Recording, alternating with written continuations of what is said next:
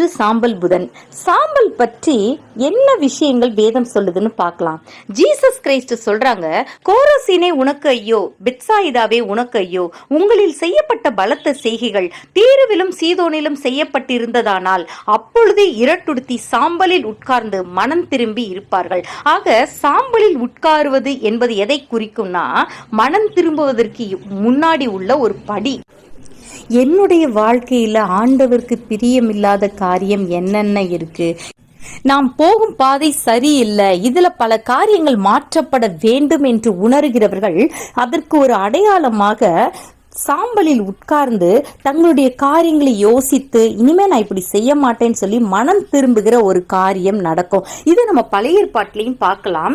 நினிவேயினுடைய ராஜா நினிவே அழிக்கப்பட்டு போகும் என்று சொல்லி யோனா தீர்க்கதரிசியினால் முன்னுரைக்கப்பட்ட போது என்ன செஞ்சார்னா, அவன் தன் சிங்காசனத்தை விட்டு எழுந்து தான் உடுத்தியிருந்த உடுப்பை கலற்றி போட்டு இரட்டை உடுத்தி கொண்டு, இரட்டு அப்படின்னா ஒரு சாக்கு மாதிரி, சாக்கு மாதிரி ஒரு ஆடை, அது அப்படியே அவ்வளோ அனலா இருக்கும், அதை போட்டாலே அந்த ஆடையை உடுத்தி கொண்டு சாம்பலிலே உட்கார்ந்தான். அப்போ நான் ஒண்ணுமே கிடையாது, ஐ எம் நத்திங் சொல்லிட்டு தன்னுடைய சிங்காசனத்தை விட்டு எழுந்து தன்னுடைய பாவங்கள் தன்னுடைய குறைகளை களைய வேண்டும் என்று சொல்லி அவன் சாம்பலில் உட்கார்ந்து மனம் திரும்புகிறார். அந்த நாட்டு ஜனங்கள் எல்லாருமே சாம்பலில் உட்கார்ந்து மனம் திரும்பினார்கள் சொல்லி வேதம் சொல்லுகிறது. அதன் நிமித்தமாக அவர்கள் மனம் திரும்பினது நிமித்தமாக, தங்கள் இருதயத்தை கர்த்தருக்கு நேராக்கினது நிமித்தமாக அந்த தேசத்தை கர்த்தர் அழிக்காமல் விட்டார்னு சொல்லி வேதம் சொல்லுதுங்க.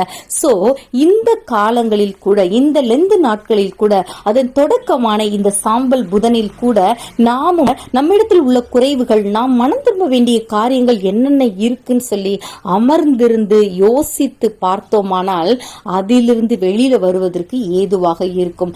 இதுதான் ஆண்டவர் நம்மிடம் எதிர்பார்க்கக்கூடிய காரியம். மனம் திரும்புங்கள், பரலோக ராஜ்யம் சமீபமாயிருக்கிறது. சோ இந்த சாம்பல் புதன் அன்று நாமும் கூட நம் மனதளவில் சாம்பலில் அமர்வோம், நம் பாவங்களை விட்டு மனம் திரும்புவோம், பரலோக ராஜ்யத்தின் பிள்ளைகளாய் மாறுவோம். God bless you.